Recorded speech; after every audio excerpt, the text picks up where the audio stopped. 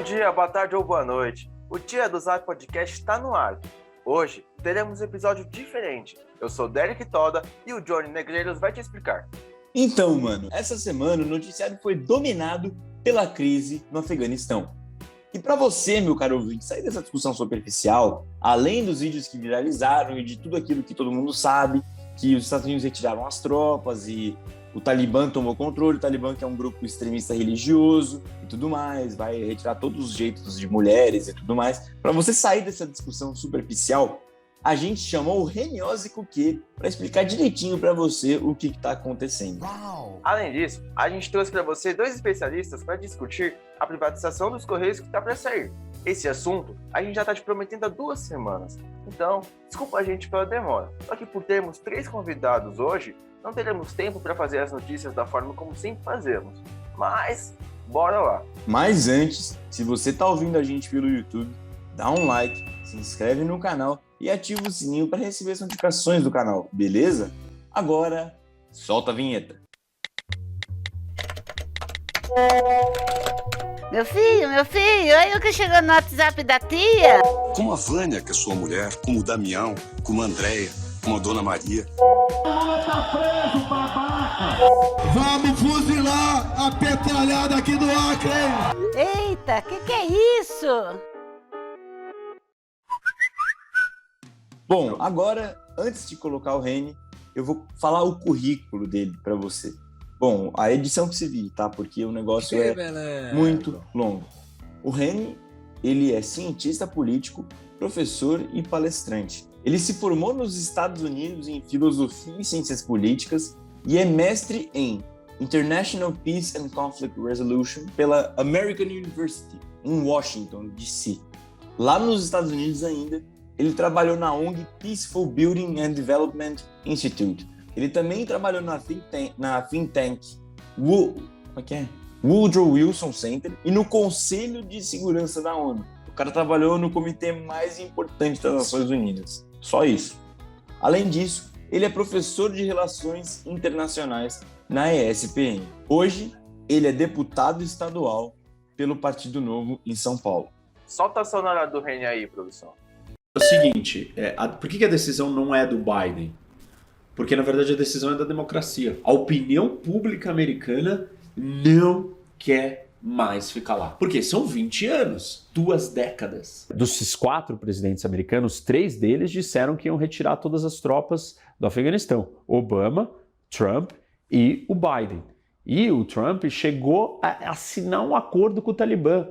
E o acordo com o Talibã ele tinha 4 premissas. A primeira era um cessar-fogo, né, diminuição da violência, do combate entre os americanos e o Talibã. A segunda era que se o Talibã cumprisse com a sua parte do acordo, os americanos se retirariam do Afeganistão e tinha um calendário programado dessas datas de retirada e que até aquele prazo teria que sair. O terceiro é negociar com o governo do Afeganistão. O governo do Afeganistão é um outro governo que não é o Talibã, não são os americanos. Os americanos apoiavam o surgimento de um governo democrático no Afeganistão. Então o Talibã teria que negociar com o governo para que eles chegassem num acordo e dividissem o poder. O Talibã aceitasse dividir o poder, o governo do Afeganistão aceitasse dividir o poder com o Talibã e os combatentes, os guerrilheiros do Talibã se reintegrassem à sociedade e se desarmassem. Óbvio que isso é uma das coisas mais difíceis em conflitos, o processo de reintegração e desarmamento dos antigos combatentes, ainda mais nessa região, com a falta de confiança, a falta de estrutura. E por fim, qual era o compromisso? O 4º ponto do acordo, o Talibã prometia ou se comprometia com os Estados Unidos que não deixariam mais organizações terroristas operarem de dentro do seu território e ele não participaria, não ajudaria e não permitiria que essas organizações pudessem armar algum ataque terrorista contra os Estados Unidos.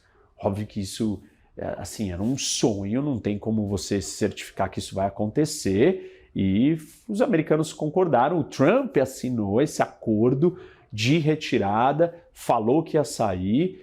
O Biden deu continuidade, estabeleceu um prazo e começou a retirada. Para falar dos Correios, chamamos 2 convidados para o debate. A ideia é te dar os dois lados da moeda, para que você forme a sua própria opinião. O primeiro convidado é o Renato Araújo, doutor em Geografia Humana pela Universidade de São Paulo e professor em cursos pré-vestibular. O segundo é o Silvinho Peccioli Filho, do PSD. Ele é vereador em Santana de Parnaíba, na Grande São Paulo, advogado pelo Mackenzie, pós-graduando em Direito Público pela PUC, mestrando em Gestão Pública pela FGV e membro do movimento Renova BR, além de já ter passado na OAB, com 25 anos. Ambos responderam as duas perguntas. A primeira foi: como você vê a privatização dos Correios proposta pelo governo Bolsonaro? Diga lá, Araújo. Bastante difícil saber o futuro dos Correios, mas agora, ainda mais agora, que foi privatizado. Mas o projeto pode não ser de todo ruim. O que a gente percebe é que a ideia é um dos maiores medos, que era o fechamento de agências em lugares distantes e não lucrativos. Isso, ao que tudo indica, foi proibido pelo projeto, Então, isso já é um passo adiante. No entanto, falar de estabilidade aos trabalhadores por 1 ano e meio, 1 ano e meio é muito pouco tempo, Obviamente que demissões, em grande número, devem acontecer depois desse prazo. Não faz o menor sentido, Uma empresa...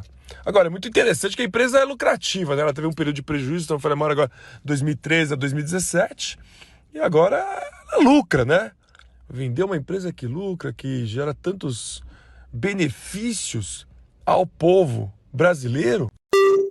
O Silvinho disse: é uma proposta interessante, privatizações são sempre bem-vindas, tendo em vista o atual cenário político que vivemos e a situação econômica e também deste setor no nosso país. Os Correios, embora uma empresa que detém o monopólio da atividade, é deficitária, embora tenha se recuperado durante algum tempo, principalmente a partir do governo do presidente Michel Temer, que começou a colocar o Brasil nos eixos. Ele deu uma recuperada, mas ainda tem um prejuízo acumulado na casa aí de quase R$1 bilhão, algo que não é e não pode ser aceitável para uma empresa que detém o monopólio de uma atividade. Nós sabemos das greves, de todas as questões que são inerentes à atividade dos Correios no nosso país e que realmente poderiam ser amenizadas em caso de privatização. Então a proposta é interessante, ela tem um teor desenvolvimentista, porque mantém, de certa forma, a participação do Estado através de uma agência reguladora, o que de certa forma, também traz um controle para as atividades de mercado, não permitindo que algumas falhas de mercado possam acontecer, desde que, é claro, desde que seja uma regulação bem praticada por parte do Estado. Mas é uma proposta interessante e que deve ser levada à frente, com certeza. Claro, possui melhorias a ser feitas do meu ponto de vista. Professor, o que a privatização dos Correios vai mudar na vida do brasileiro comum? Ora, será que só a região sudeste, centro-sul, o sul, sudeste é que deve ter direito realmente a esse bem do povo brasileiro, Esse patrimônio do povo? E o Nordeste, o Norte, as regiões mais pobres vão acabar tendo que pagar mais caro ainda por um serviço essencial no mundo globalizado, que é o serviço de entrega de encomenda. Afinal de contas, o correio, ele pode ter suas falhas, óbvio. Que empresa que não tem? Mas é um serviço bem mais barato e acessível para a maior parte da população brasileira. Ora, encomenda não é monopólio, mas todo mundo continua usando o correio, que é essa empresa maravilhosa, que faz um serviço muito bom por o preço que se paga. E aí fica a dúvida, vai continuar assim? Ou será que a concorrência, O pessoal fala da concorrência, será que a concorrência vai melhorar alguma coisa? Eu não sei nem se vai ter concorrência em algumas regiões do Brasil. Concorrência você vai ter aqui no Sudeste, Centro-Sul, São Paulo. Agora, em outros lugares, serão tempos difíceis, mas é preciso resistir. Vereador, o que você acha? Bom, a privatização traz o setor privado, que certamente trará mais eficiência e maior competitividade, o que gera uma redução de preços no tocante ao envio de itens, mercadorias e produtos em geral. Nós sabemos aí do interesse de grandes empresas, como foi mencionado o Mercado Livre, a Amazon, nos Correios, e certamente já são empresas que realizam um grande serviço na parte de logística. O maior exemplo disso é o Mercado Livre, que está entregando até mesmo no mesmo dia algumas encomendas, quando não no dia seguinte, né? E isso certamente vai poder trazer uma grande gama de serviços novos, de maior agilidade, maior rapidez e com preço certamente também reduzido, né?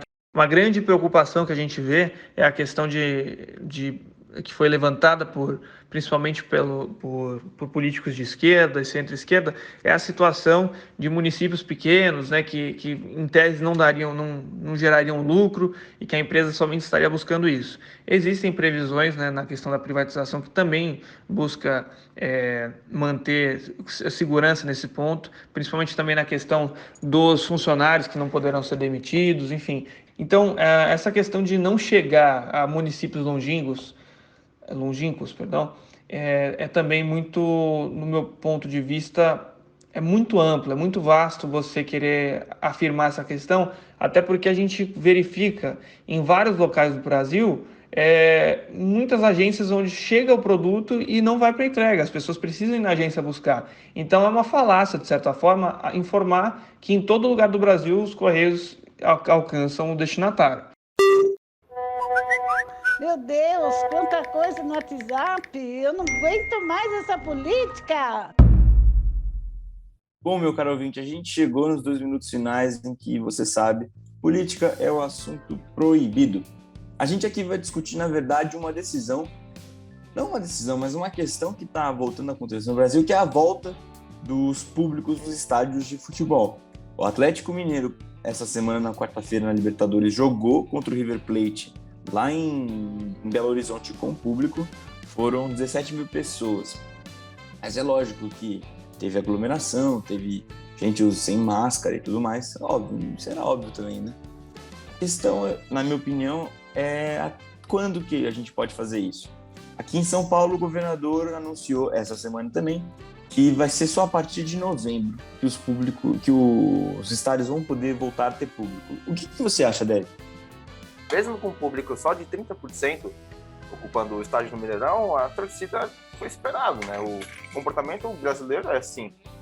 Se já tem aglomerações de 200, 300 pessoas, reunindo 17 mil torcedores no estádio, e toda aquela paixão de torcedor louco, o jeito doido do brasileiro de torcer futebol, é desesperado aglomerar.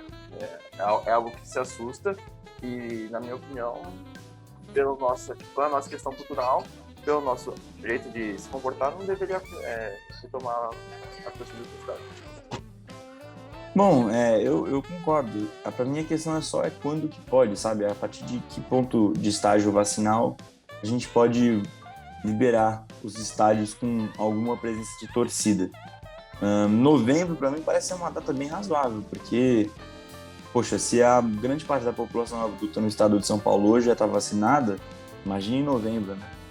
Mas, passa aquela mensagem final, não use o tia do Zap. Nesse caso, até use o tia do Zap para falar a nossa opinião, porque a gente deu os dois lados da moeda, no caso da privatização dos Correios.